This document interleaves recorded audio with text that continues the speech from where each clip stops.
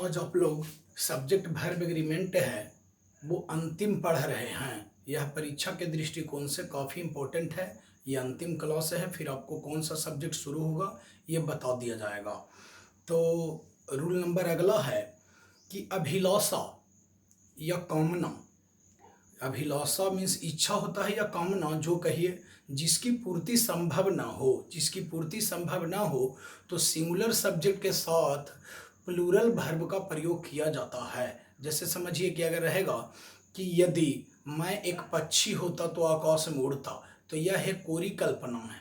या मेरी इच्छा है कि मैं भारत का प्रधानमंत्री होता, यह एक कोरी कल्पना है जिसकी पूर्ति संभव नहीं है। तो ऐसे में सिंगुलर सब्जेक्ट के साथ जो है प्लूरल वर्ब का प्रयोग किया जाता है। हम एग्जाम्पल भी बताएंगे, तो लिखेंगे रूल नंबर अगला में अभिलाषा,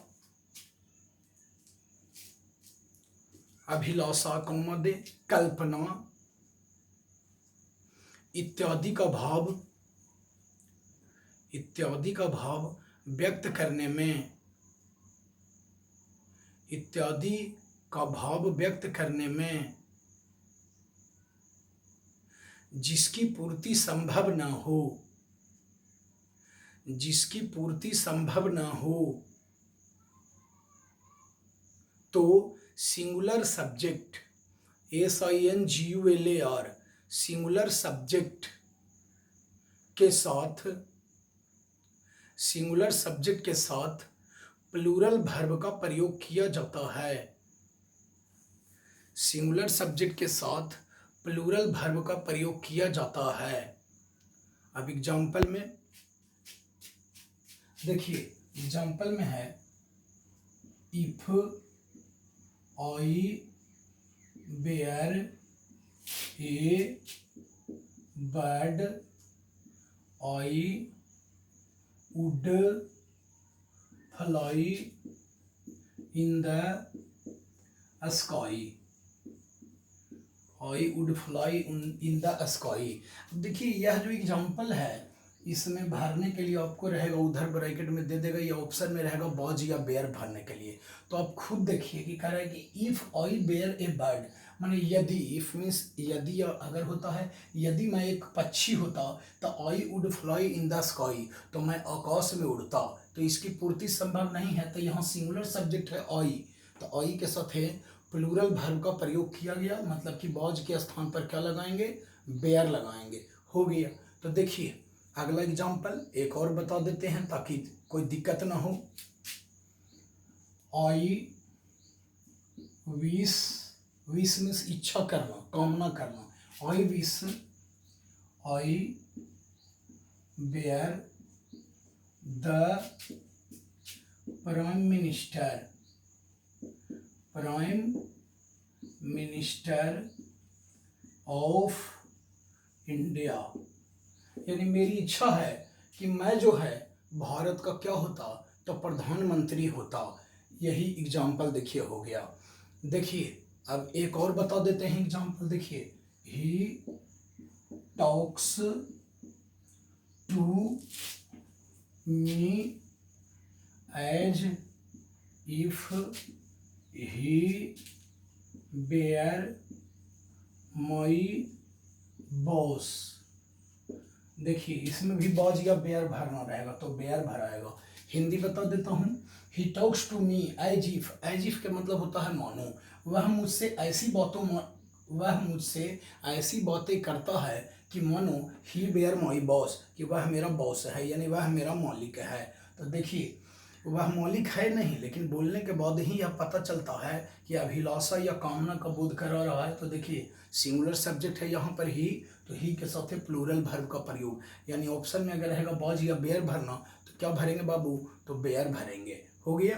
अब रूल नंबर अगला की ओर बढ़िए, रूल नंबर अगला की ओर लिखिए, जब नीड तथा डेयर, NEED, नीड आवश्यकता होता है, नीड तथा डेयर DARE, जब नीड तथा डेयर का प्रयोग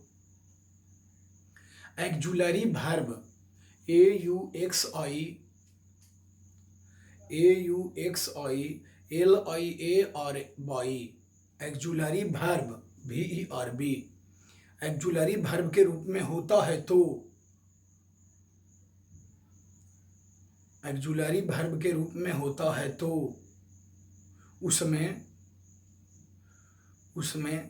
वर्ब हमेशा प्लूरल होता है।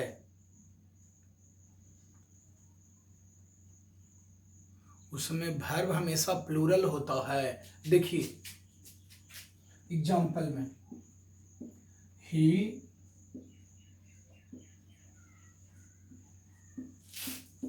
To go there. अब देखिए लिखा हुआ ऑप्शन में आपको रहेगा नीड, ऑप्शन में रहेगा नीड या नीड्स।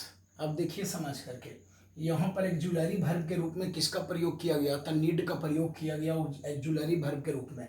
ऐसे ही जो है वो थर्ड पर्सन के सिंगुलर नंबर में है, ही थर्ड पर्सन के सिंगुलर नंबर में है। तो सोचे वाला सोचेगा कि चलिए तखन ये ही है तो थर्ड पर्सन के सिंगुलर नंबर में है तो एस लगा देंगे, लेकिन ये गलत हो जाएगा। देखिए प्लूरल हो गया, एस लगा देंगे तो सिंगुलर ना हो जाएगा, इसलिए he need not to go there, यानी उसे वहां जाने की कोई आवश्यकता या कोई जरूरत नहीं है। और देखिए एग्जाम्पल फिर, she dare not to do work. देखिए यहाँ भी ऑप्शन में जो है या तो रहेगा डेयर या डेयर्स रहेगा, डेयर या क्या रहेगा डेयर्स। और सी जो है वो थर्ड पर्सन के सिंगुलर नंबर है, तो जो ना अगर पढ़ल है वो सीधे इसमें कोची करेगा कि एस सोचेगा, क्योंकि थर्ड पर्सन के सिंगुलर नंबर में एस या एस लगता है। लेकिन नहीं, नीड और डेयर रहेगा, नीड और डेयर। तो इसका प्रयोग जब एक्जुलरी वर्ब के रूप में किया जाता है तो या तो हम कह सकते हैं कि उसको में वर्ब जो है हमेशा अपने मूल रूप में ही रहता है, या उसको कह सकते हैं कि वर्ब जो है प्लूरल फॉर्म में रहता है, क्योंकि एस या एस लगा देंगे तो यह बन जाएगा सिंगुलर वर्ब, सिंगुलर रूप में। बस हो गया। चलिए नेक्स्ट रूल नंबर नेक्स्ट लिखेंगे।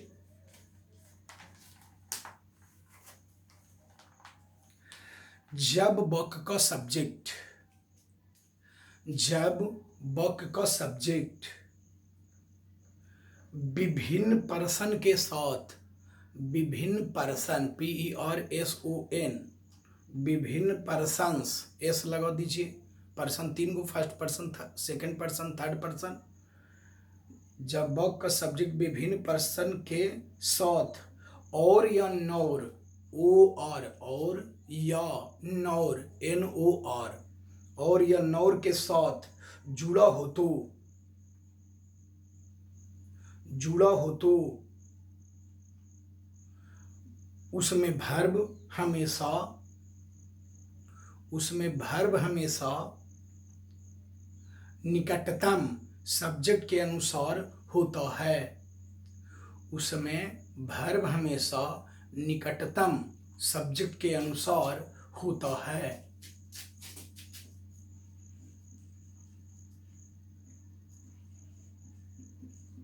देखेंगे एग्जाम्पल।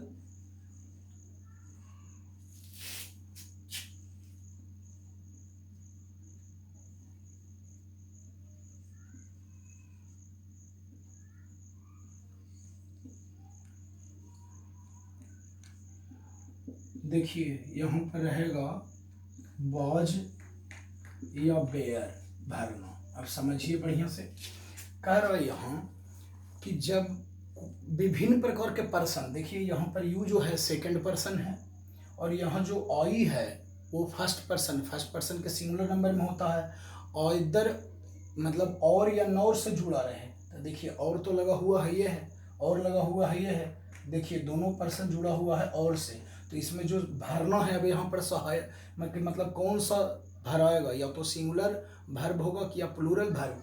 तो एजा पड़ी जब भरना है तो अपने निकटतम नज़दीकी वाले सब्जेक्ट के अनुसार। तो देखिए यहाँ पर जब भरना है तो इसका नज़दीकी सब्जेक्ट आई ना है, ई तो यू काफ़ी दूर में है, तो यहाँ पर नज़दीकी कह रहा है, तो आई के साथ बेयर नहीं, क्या लगाएंगे, बाज लगाएंगे। हो गया, इसका मतलब हो गया कि इधर यू और I was guilty, guilty means दोषी, या तो तुम या मैं दोषी थे। बस हो गया, यही याद रखना है। और देख ली example, नॉइदर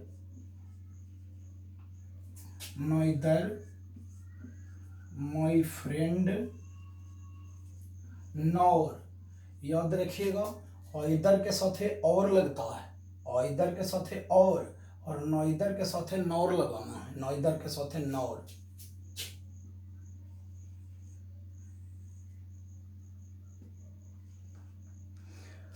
नॉइदर my friends nor he guilty. इसमें भरना है इज या आर। अब आप देखिए इसमें भरना है इज या आर। देखिए इसमें भी नॉर लगा हुआ है, दो गो पर्सन है। अब देखिए नॉइदर नॉर है लगा हुआ, तो यहाँ पर जब भरना है तो क्या बताए कि नज़दीक वाले सब्जेक्ट के अनुसार, तो ये जब जब भरना है तो नज़दीक में ही है तो ही के साथ एक ईज लगेगा और नहीं लगेगा, तो क्या हो जाएगा, ईज हो जाएगा। हिंदी हो गया कि ना तो मेरे दोस्त लोग, ना तो मेरे दोस्त लोग और न ही वह दोषी है, और न ही वह दोषी है। बस होगी। रूल नंबर नेक्स्ट लिखेंगे, रूल नंबर नेक्स्ट लिखेंगे,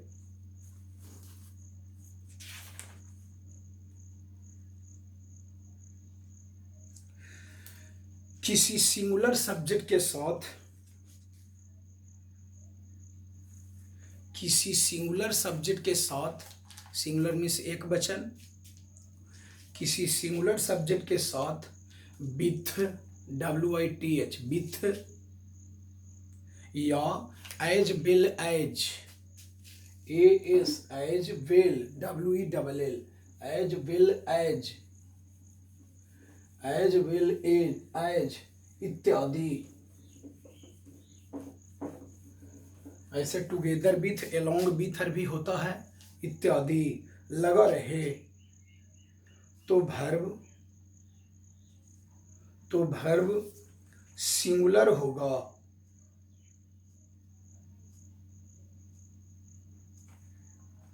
तो भर्ब सिंगुलर होगा।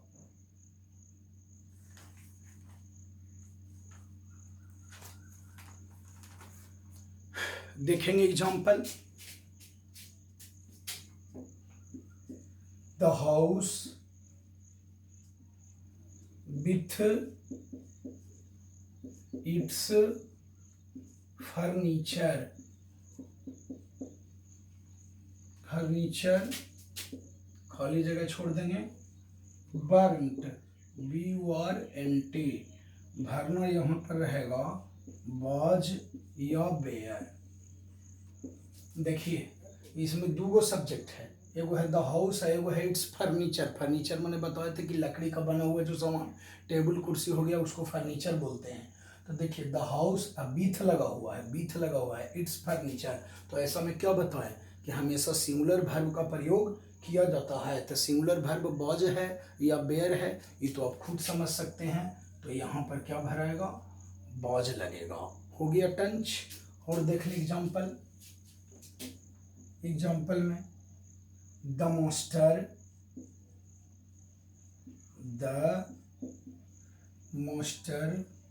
एज वेल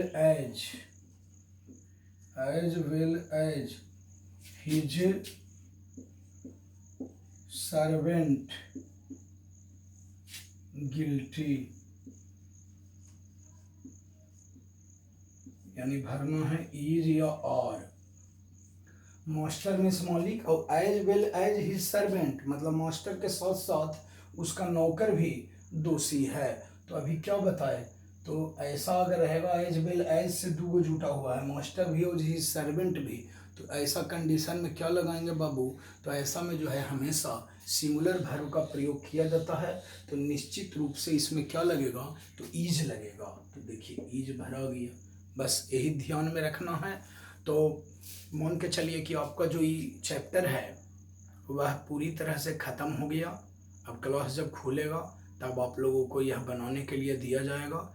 यह 12th के लिए भी इम्पोर्टेंट था और 10th के लिए भी। ये जो टॉपिक आप लोग पढ़े सब्जेक्ट वर्ब एग्रीमेंट, यह बिल्कुल बिल्कुल बिल्कुल इम्पोर्टेंट था। तो देख लीजिएगा अच्छे से किसी रूल में फंसिएगा नहीं। आप लोग के पास अगर ग्रामर का किताब होगा तो देख लीजिएगा भराता है या नहीं। नियम को याद रखिए, नियम नहीं याद रखिएगा प्रॉब्लम आएगा ही। बस हो गया।